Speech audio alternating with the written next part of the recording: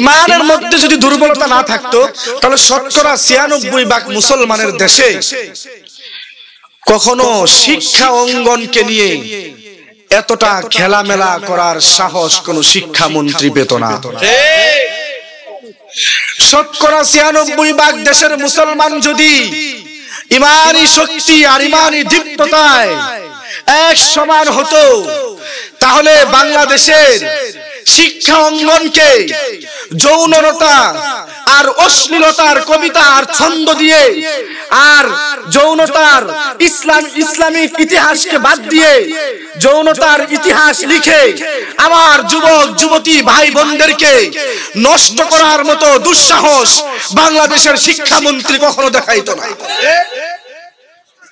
অত্যন্ত দুর্ভাগ্যের বিষয়, অত্যন্ত দুঃখের বিষয়, রাত দিন মেহনত করে উলামায়ে কেরাম যেখানে কোরআনের আয়াতগুলো আপনাদের সামনে কোরআনের কথাগুলো পৌঁছে দিচ্ছে, সেইখানে দিনের পর দিন ৯৬% মুসলমান হওয়ার পরেও শিক্ষামন্ত্রী আমাদের বাংলাদেশের শিক্ষা অঙ্গনের সমস্ত ইসলামিক বই থেকে ইসলামিক ইতিহাসগুলো উঠিয়ে দিয়ে ইসলামিক কবিতাগুলো উঠিয়ে দিয়ে যেই কবিতাগুলো পড়লে আমার যুবক যুবতী ভাই বোনেরা কিছু ইসলাম সম্পর্কে জানবে, শিখবে, তথ্য গ্রহণ করবে, ওই সমস্ত কথাগুলো উঠিয়ে দিয়ে এমন এমন অশ্লীল গল্প আর অশ্লীল কবিতা দিয়েছে যেইগুলো পড়ার কারণে আজকের সমাজ, আজকের যুব সমাজ এখন থেকেই 10 বছর বয়স থেকে 7 বছর বয়স থেকেই অশ্লীলতা কি জিনিস আর যৌনপ্রিয়তা কি জিনিস এখনই শিখে ফেলতেছে। সেই জন্য আজকের মাহফিল থেকে আমার প্রিয় যুবক ভাইদের কাছে আমার অনুরোধ, প্রিয় যুবক ভাইরা একটু খেয়াল করে দেখেন, বাংলাদেশের এক ভাগে যদি আপনি তাকিয়ে দেখেন বঙ্গোপসাগর, বাকি 3 দিকে যদি দেখেন 2 দিকেই হলো ভারত, একদিকে হলো মিয়ানমার। সুতরাং যদি আমি আর আপনি এখন থেকে সচেতন না হই, এই শিক্ষা অঙ্গন বলেন, ইসলামকে নিয়ে বলেন, এখন থেকে যদি আমি আর আপনি সতর্ক না হই, ওই দিন বেশি দিন দেরি নয় যেই দিন আমার বাংলাদেশেও ইহুদি খ্রিস্টানরা ইসলাম বিদ্বেষীরা যারা ইসলামকে নিয়ে কটূক্তি করে, আমার নবীকে নিয়ে কটূক্তি করে, কোরআনকে নিয়ে কটূক্তি করে, তারাও ওই স্লোগান দিবে, একটা একটা মুসলমান ধর আর গলা কাট। এখন থেকে যদি আমি আর আপনি সাবধান না হই, ওই চিন্তা আর ওই চেতনা নিয়ে বসে থাকলে হবে না যে মায়ানমারে মুসলমানদের গলা কেটেছে তাতে কি হয়েছে, আমরা শতকরা ৯৬% মুসলমানের দেশে এই সাহস পাবে না। এই চিন্তা নিয়ে ঘরে বসে থাকলে হবে না। প্রিয় যুবক ভাইরা, আপনি যদি চিন্তা করেন কাশ্মীরে হচ্ছে আমার দেশে হবে না, আপনি যদি চিন্তা করেন ভারতে হচ্ছে আমার হবে না, এই চিন্তা আপনার ভুল। এই চিন্তা চেতনাকে পরিবর্তন করে দিয়ে গত 2 সপ্তাহ আগে একজন নও মুসলিম হিন্দু থেকে মুসলমান হওয়ার কারণে চট্টগ্রামের শহরে ইহুদি খ্রিস্টানরা রাতের আধারে হাজার হাজার ইহুদি খ্রিস্টানরা মিলে মিছিল বের করছে আর একটা একটা মুসলিম ধর আর তাদের গলা কাট এই স্লোগান দিতেছে। চিন্তার বিষয় হলো আমি আর আপনি যদি এখনো বসে থাকি, চোখ বন্ধ করে অন্ধ হয়ে থাকি, রক্ত যদি এখনো গরম না হয়, কবে গরম হবে? যখন আমার আপনার গলায় ছুরি ধরবে, যখন আমার আপনার গলাটা কাটবে, আপনার সামনে হাজারো মুসলমানের গলা কাটবে, তখন আর সচেতন হয়ে আপনি ওই সময়কার পরিস্থিতিকে আর পরিবর্তন করতে পারবেন না, কখনোই সম্ভব না। সেই জন্য পরিস্থিতি মোকাবেলার জন্য প্রিয় যুবক ভাইরা এখন থেকেই প্রস্তুতি নিতে হবে। আজকের এই সমাজকে পরিবর্তন করতে হলে আপনাকে ওই চিন্তা করতে হবে, প্রতিদিন সকালবেলা যখন আমি আর আপনি ঘুম থেকে উঠে মোবাইলটা হাতে নিয়ে ফেসবুকে দেখতে পাই অমুক জায়গায় অমুক ভাইয়ের বোন ধর্ষিতা হয়েছে, অমুক ভাইয়ের বোনের উপর অত্যাচার হয়েছে, অমুক পরিবারের উপর অত্যাচার হয়েছে, একদিন এই দিন যেন আমার আপনার জীবনে না আসে। আজকের শিক্ষা অঙ্গন থেকে যেন আমার বোন এই শিক্ষা শিক্ষা অর্জন না করে আমার বোন যেন এই শিক্ষা না পায়, আমার বোন যেন ওই শিক্ষার পিছনে না দৌড়ায়। একদিন সকালে উঠে ফেসবুক আর গ্রামের মানুষের মুখ থেকে যেন আমি আর আপনি যুবক ভাইয়ের এই তথ্য শুনতে না হয় যে আমার বোনকে অমুকে দর্শিতা বানাইছে। এটা যদি এখন থেকে পরিবর্তন না করেন, আপনি মনে রাখবেন, আপনি যদি এখন থেকে আপনার বোনকে এই শিক্ষা অঙ্গন থেকে ফিরিয়ে না রাখেন, আপনি বাবা হয়ে সন্তানকে যদি এই শিক্ষা থেকে দূরে না রাখেন, মনে রাখবেন আপনি বাবা দুনিয়াতে বেঁচে থাকতে থাকতে আল্লাহ না করুন এমন কাজ আপনার দুই চোখেও ওই দিন দেখতে হবে যেই দিন আপনি দেখার জন্য মোটেও প্রস্তুত ছিলেন না। সেই জন্য প্রিয় যুবক ভাইরা, আমি একজন যুবক, আমার কথাগুলো আমার যুবক ভাইদেরকে নিয়ে, কারণ আমি বিশ্বাস করি মনে প্রাণে যে একটা এলাকায়, একটা গ্রামে, একটা থানায় যদি আমার যুবক ভাইরা কোনো ইচ্ছা পোষণ করে, কোনো কাজ হাতে নেয়, আমার যুবক ভাইরা যদি বলে এই এলাকায়, এই থানায় আজকের পর থেকে আমরা 10টা যুবক বেঁচে থাকলে আর কোনোদিন গানের কনসার্ট হবে না, আর কোনোদিন অশ্লীলতার কোনো কাজ হবে না, আর কোনোদিন কোনো মুরতাকিরা আসে নাচ গান করে যারা তারা এসে এখানে কোনো গান বাজনা করতে পারবে না, এমন যুবক ভাইরা যদি কোনো এলাকায় ইচ্ছা পোষণ করে, ওই এলাকায় গান বাজনা হওয়ার দূরের কথা ওই সাহসও কেউ করবে না ইনশাআল্লাহ। বর্তমান জামানায় সমস্ত শক্তি হলো আমার যুবক ভাইদের হাতে। সেই জন্য আমার যুবক ভাইদেরকে অনুরোধ করতেছি, এই শিক্ষা অঙ্গনের বিরুদ্ধে যদি আমি আর আপনি না দাঁড়াই, তাহলে ওই দিন বেশি দিন দেরি নয়, একজন মুসলমান হিসাবে আল্লাহ তাআলার কাছে আমার আপনার কোনো জবাবদিহিতা থাকবে না। ওই দিন বলতে পারবেন না যে আমাদেরকে কেউ বুঝায় নাই, কোনো উলামায়ে কেরাম আমাদেরকে এই কথাগুলো বলে নাই। এই জবাবদিহিতা মালিকের কাছে সামনে থাকবে না, আল্লাহ তাআলার কাছে ওই দিন আপনাকে ধরা দিতে হবে এবং এই জবাবদিহিতা করতে হবে।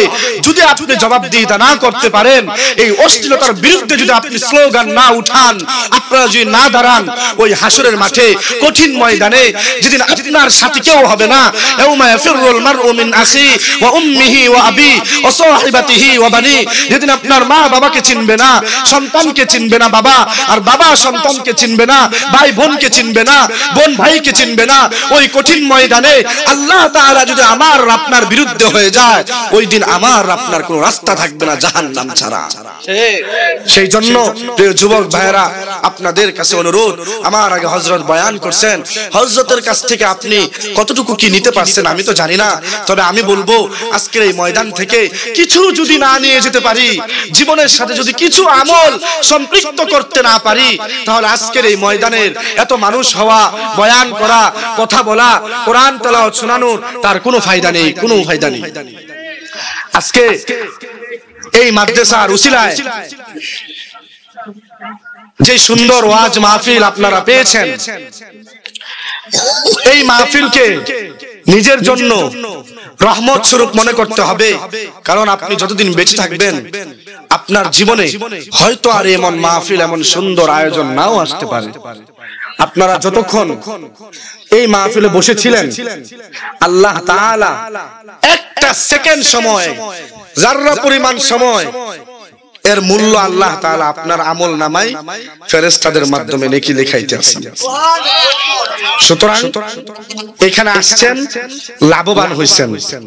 আমি যে এত সময় কথা বললাম, আমার কথা বলার সব কথার একটা উদ্দেশ্য, প্রিয় যুবক ভাইরা, বাংলাদেশের যে শিক্ষা পরিচালনা করা হচ্ছে, এই শিক্ষার বিরুদ্ধে আমার আপনাকে এখন থেকে স্লোগান তুলতে হবে। এখন থেকে যদি আমি আর আপনি স্লোগান না তুলি, তাহলে আমার আপনাকেও একদিন ওই দূর দিন দেখতে হবে, যেই দিনের আশা আমি আর আপনি কখনোই করি নাই। সেই দিন আমি নিজেও গাফেল হব, আপনারাও গাফেল হবেন, পরিবারের সকলেই সদস্যরাই গাফেল হবে। এটার জন্য আপনি একজন যুবক হয়ে আজকের ময়দান থেকে আপনাকে আহ্বান জানানোর পরেও যদি আপনি এই স্লোগান না উঠান, তাহলে আল্লাহ তাআলার কাছে আপনি এর জন্য জবাবদিহিতা করতে হবে। সেজন্য আসুন প্রিয় যুবক ভাইরা, আমরা এই স্লোগান তুলি এবং এই চিন্তাধারা নিয়ে সামনে আগাই। ওই শিক্ষা আমি আমার বোনকে শিখাবো না যেই শিক্ষায় আমার বোনকে পর্দাশীল বানায় না। ওই শিক্ষা আমার বোনকে শিখাবো না যেই শিক্ষা আমাকে এবং আমার বোনকে ইসলাম থেকে দূরে সরিয়ে দেয়। ওই শিক্ষা শিখাবো না যেই শিক্ষা আমার বোন আর আমাকে নামাজ থেকে দূরে সরায় দেয়। ওই শিক্ষা শিখাবো না যেই শিক্ষা আমাকে আল্লাহ থেকে গাফিল করে দেয়। আল্লাহ পাক রব্বুল আলামিন কোরআনে বলেন, ওয়ামান নারাদা আন যিকরি ফাইন্না লাহু মাঈশাতান দনকা ওয়া নাহশুরুহু ইয়াওমাল কিয়ামাতি আ'মা। এই দুনিয়াতে 60-70 বছর জিন্দেগিতে যেই বান্দা আল্লাহ তাআলাকে ভুলে যাবে, গাফিল হয়ে যাবে, আল্লাহ তাআলাকে স্মরণ করবে না, দুনিয়ার এই মরিচিকাময় দুনিয়ার পিছনে দৌড়াইতে দৌড়াইতে এমন ভাবে দৌড়াইতেছি আমি আর আপনি যে দুনিয়া থেকে যে আমাকে আর আপনাকে চলে যেতে হবে, এই স্মরণটুকু আমার আপনার স্মরণ থাকা সত্ত্বেও আল্লাহ তাআলার নামাজের দিকে যখন মুয়াজ্জিন ডাক দেয়, নামাজের দিকে না গিয়ে আমরা কাজের দিকে যাই। হাইয়া আলাস সালাহ, হাইয়া আলাল ফালাহের ডাক শোনার পরেও নামাজটা আমরা ঠিকমতো পড়তে পারি না। সেই জন্য আল্লাহ পাক এই আয়াতে বলেন, ফাইন্না লাহু মাঈশা, তুমি যদি আমি আল্লাহকে বলে যাও, তুমি দুনিয়ার পিছনে যতই দৌড়াও না কেন, অর্থ সম্পদ যতই উপার্জন করো না কেন, মনে রেখো তোমার জীবনটা হবে খুব সংকীর্ণ। যতই উপার্জন করো না কেন তোমার পরিবারে কোনো সুখ থাকবে না। যতই উপার্জন করো না কেন তোমার জীবনে কোনো সুখ পাইবা না, পরিবারে সুখ থাকবে না। বাবা সন্তানের কথা শুনে না, সন্তান বাবার কথা শুনে না, মেয়ে মার কথা শুনে না। এই যে একটা অশান্তিকর পরিবারে, এটা আপনি কখনোই ঠিক করতে পারবেন না। সেই জন্য আপনি যখন আল্লাহ তাআলার কথাগুলো শুনবেন, আল্লাহ তাআলার ডাকে সাড়া দিবেন, 5 ওয়াক্ত নামাজ আপনি পড়বেন, আপনি আল্লাহ তাআলার কথা মেনে দেখেন, আল্লাহ তাআলা আপনার পুরো পরিবারকে আপনার অনুগত্যশীল বানায় দিবেন। সেই জন্য আল্লাহ পাক রব্বুল আলামিন এই আয়াতে বলেন যে যদি তোমার জীবনটা সংকীর্ণ হয় আর আমি আল্লাহকে বলে যাও, মনে রেখো ওই কিয়ামতের ময়দানে ওয়া নাহশুরুহু ইয়াওমাল কিয়ামাতি আ'মা, ওই কিয়ামতের ময়দানে আমি আল্লাহ পাক রব্বুল আলামিন তোমাকে অন্ধ অবস্থায় উত্তোলন করব। নাউজুবিল্লাহ বলবেন না? দুনিয়াতে কবরে যাওয়ার আগ পর্যন্ত আপনি 2 চোখে দেখতে পারতেছেন, কিন্তু আল্লাহ পাক রব্বুল আলামিন সেই কঠিন ময়দানে যদি আপনাকে অন্ধ অবস্থায় তুলে, কি পরিস্থিতিটা হবে? কিছু দেখতে পাবো না। বান্দা তখন আল্লাহকে প্রশ্ন করবে, ক্বালা রাব্বি লিমা হাশারতানি আ'মা ওয়া ক্বাদ কুনতু বাসীরা। রব্বুল আলামিন, দুনিয়াতে আমি যখন বেঁচে ছিলাম, তোমার ডাকে সাড়া দিয়ে যেদিন তোমার কাছে চলে এসেছিলাম, ওই দিন পর্যন্ত আমি চক্ষুদোষ অবস্থায় ছিলাম, দেখতে পেতাম, শুনতে পেতাম, আমার 2টা চক্ষু দিয়ে আমি পুরো পৃথিবী দেখতে পেয়েছি। দুনিয়ার জিন্দেগিতে তুমি আমাকে এমন চক্ষু দিয়েছিলে যেই চক্ষু দুটো দিয়ে তোমার সুন্দর পৃথিবীটা আমি দেখতে পেয়েছি। আজকের এই দিনে আমাকে তুমি অন্ধ অবস্থায় কেন তুলেছো? ক্বালা রাব্বি লিমা হাশারতানি আ'মা ওয়া ক্বাদ কুনতু বাসীরা। ক্বালা কাযালিকা আতাতকা আয়াতুনা ফানাসিতাহা ওয়া কাযালিকাল ইয়াওমা তুনসা।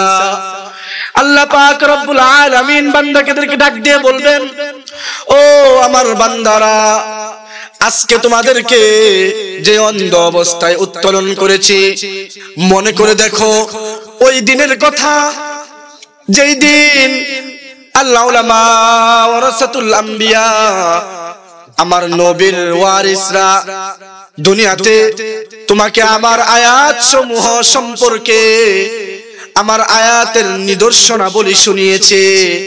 আমার আয়াতের কথাগুলো তোমাদেরকে শুনিয়েছে, ইহদিনাস সিরাতাল মুস্তাকিমের উপর চলার জন্য আহ্বান করেছে। ওই দিন তুমি বান্দা ওই আয়াতের অর্থগুলো শুনেছিলে, ওই আয়াতের কথাগুলো তুমি বুঝতে পেরেও ওই আয়াত সমূহ থেকে তুমি মুখ ফিরিয়ে নিয়েছিলে।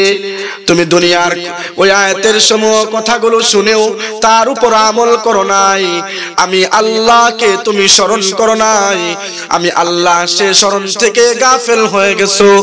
মুয়াজ্জিন যখন নামাজের জন্য তোমাকে ডাক দিয়েছে, তুমি নামাজের দিকে আসো নাই, কাজের দিকে দৌড়ায় চলে গেছো। তুমি আমার নামাজকে ছোট মনে করেছো, গুরুত্ব দাও নাই, কিন্তু তোমার কাজকে গুরুত্ব দিয়েছো।